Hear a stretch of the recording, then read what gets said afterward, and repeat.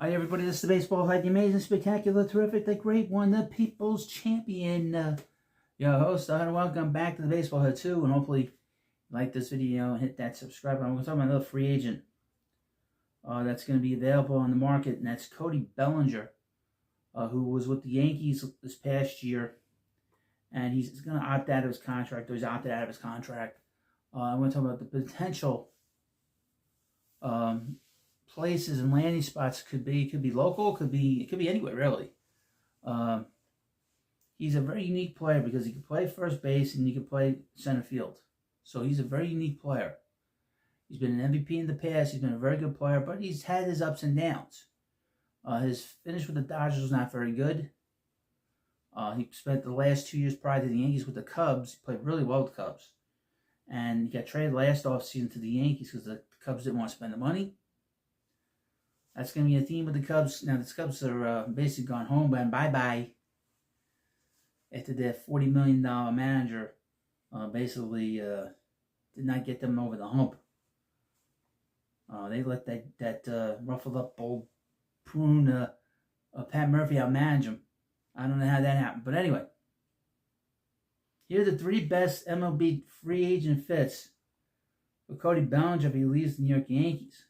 Okay? Hey, now, he is a former MVP, All-Star. Recent reports stated that the New York Yankees outfield is expected to opt out of his contract for next season and become a free agent. While Bellinger's first season with the Yankees was a plausible one, 29 home runs, 98 RBIs, and a 272. That's a good year. 334 on base, 480 slugging percentage, and a long-term pact would make sense for both sides. Fellow outfielder Trent Grisham, who had a career-high 34 homers this season, is also a free agent. I would mention this. Any team that goes after Trent Grisham, let the buyer beware. Because this is a guy that has been a lousy player. he hasn't been that good, in my opinion. He's a 220-something hitter. He had a big year this year, but he is not a 34 home run guy. This is a career year. You don't go near him. Plus, New York could want prize young outfielders Jason Dominguez, don't let him play left field, and Spencer Jones that have a runway to blossom at the MLB level. Now, Spencer Jones is a guy who strikes out a lot. It's no short thing that Bellinger's back in the Yankees next season. And, of course, they have horseface. Aaron Judge, the guy that does very little in postseason. He had a big postseason this year, went home. With that in mind, here are the three best free agent fits for Bellinger should he depart the Bronx this winter. That first up is the Philadelphia Phillies. The Phillies had a great regular season, but a heartbreaking end to this postseason. As you know, Ryan Kekkery, throw the first. You know what it is? That's a situation where you have a pitcher who's not a good fielder, did not anticipate the ball being hit to him, and he had no clue where to go. And then it had 2 outs. What he had to do was he could have just tagged the kid. He could just tag the guy. Instead, he threw it into the stands. Now they face a potential reckoning on the free agent market, one that adding Bellinger would lessen severity. Outfielder DH Carl Schwarber, who hit 56 home runs this season and could very well win the 2025 NL MVP award. Max Kepler and midseason pickup Harrison Bader are all scheduled to be free agents. And at this point, the Phillies' actions indicate that first baseman Bryce Harper, still bizarre writing that, isn't going back to the outfield anytime soon. By the way, catcher JT Realmuto and left-hander Ranger Suarez are also free agents. Philadelphia has to do something in the outfield rest. The Phillies have to retool their team because they hit a wall with this group, and they need to figure out what the hell kind of team they have. They still have Nick Castellanos on their team, has a bad contract. Ballmer's not that good. Okay, they need to figure out, and Dave Dombrowski is probably Hall of Fame general manager, but that guy cannot figure out how to put a bullpen together. He brings in these big bullpen pieces and they don't pitch well. It's the weirdest thing. They burned Carlos Estevez in last year and the Mets beat the hell out of him. Bellinger could start at any of the three outfield positions for the Phillies, providing a sharp field to an outfield group that's shuffling year after year. If Schwarber leaves Philly, Bellinger is as good as any outfielder the Phillies could bring in on the open market, perhaps excluding Kyle Tucker. Bellinger is an impact bat in his prime who would replace a left-handed bat in a potent offense. Should Philadelphia add more outfield depth, Bellinger's potential rival would give them the chance to use the Castellanos as the DH. All that said, there's a team in the Phillies division that not only needs Bellinger, but could also start him outside their outfield. And who's that? Well, it's funny you should mention that. The Mets. The Mets. There's a reason why we said if Bellinger left the Bronx and not New York, because he would be a fit in Queens. Yes, Juan Soto wheeled in $765 million last offseason. And Brandon Nimmo has 5 seasons remaining on his 8-year, $162 million deal. That said, Starlin Marte is going to be gone. Cedric Mullins, he's going to be gone. And New York dealt former top outfield prospect Drew Gilbert at the trade deadline. The need for another starting outfielder exists. Now, they do have Carson Bench, but he's not ready for the majors yet. The beauty of a Soto, Nimmo, Bellinger outfield is that there would be 3 players with power from the left side who have started at multiple outfield spots.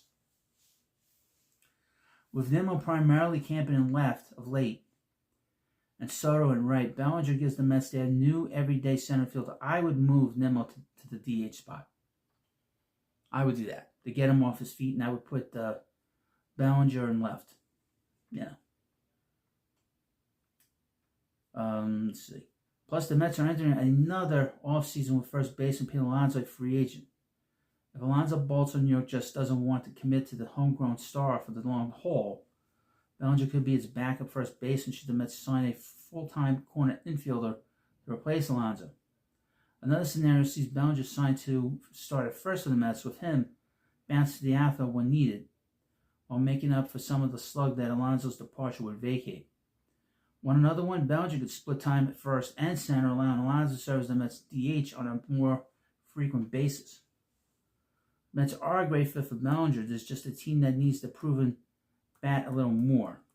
And here's up next on this. I don't believe this for a second. The Cleveland Guardians. That's not happening. They're not signing him to a deal. They have one guy in the contract. The Guardians did what they typically do, have a stellar bullpen.